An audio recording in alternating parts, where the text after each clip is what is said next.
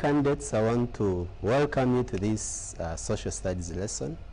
Quite an interesting one, because we are going to look at the most important areas in this topic that we are handling, which is climate of Africa.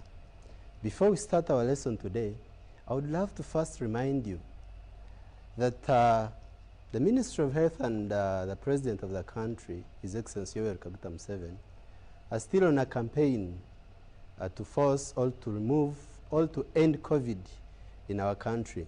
And they have always told us to take the precautionary measures or to follow the measures given by the ministry so that we can keep ourselves safe.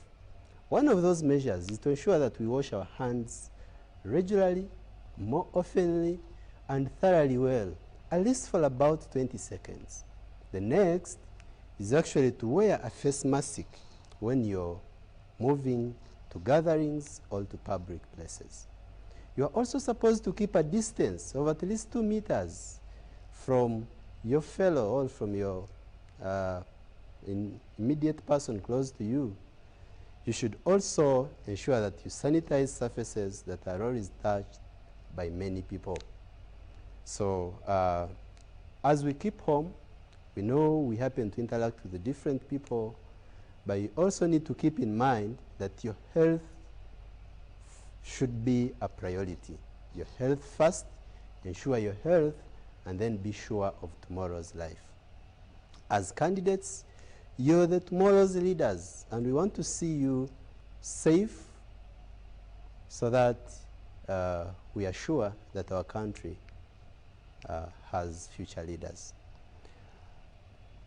I would love to take you direct to the lesson that we are going to learn about, that we are going to handle today. And in this lesson, we are going to look at semi-desert climatic tables and graphs. I have drafted one table and one graph.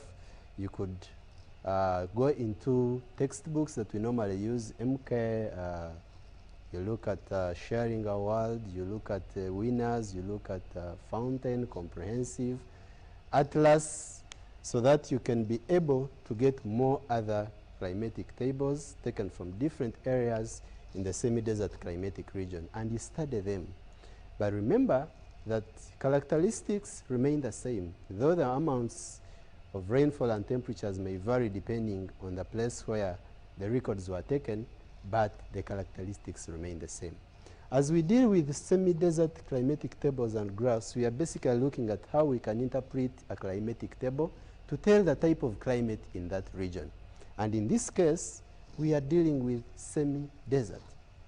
Before we look at that table or that graph, remember that the most important thing is to know the characteristics. In our previous lessons, we have been talking about characteristics of different climatic regions. We began with equatorial climatic region, then we went to tropical climatic region, and we are in the most recent lesson that we taught, or that we learned together, we were looking at semi-desert climatic region. We described it, we gave the characteristics, we mentioned the economic activities carried out in that region, and we are supposed to use those characteristics to now interpret the climatic table and the graph. Can we take a minute or two to remind ourselves about those characteristics that we learned in our previous lesson? If you're there, and maybe you're seated near a person, tell him 2 or 3 of those characteristics that you learned. They are instrumental in the lesson that we are going to have today. Let me take you through a few of those.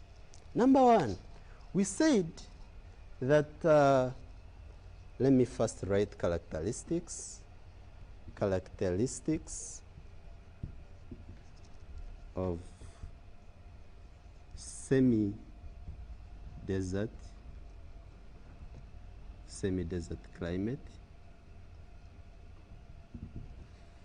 And we are saying that we are going to use these to interpret our climatic tables. Number 1, we said that semi-desert climate is hot and dry.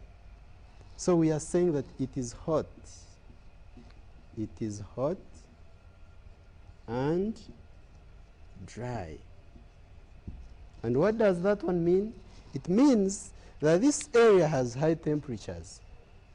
In addition to high temperatures, the area receives very little rainfall, meaning that it is not, it's not an area that receives rainfall on a daily basis or on a monthly basis. As we come to our table, you will realize that there are some months where we have rainfall, and there are some months that are purely dry. So when we say hot and dry, it means that temperatures are high and rainfall is minimal, little or even no rainfall.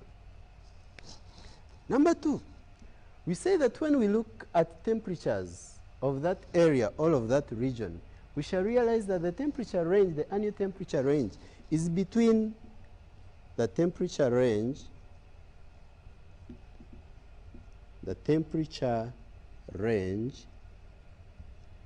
is between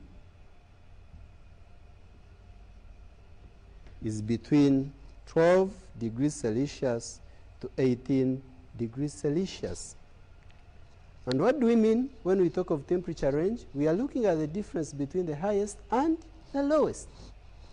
So when I put up my chart here showing my chart having a climatic table, you're supposed to see through the row of temperature, and you look at the highest temperatures that were recorded, and then you look at the lowest temperatures that were recorded in that area.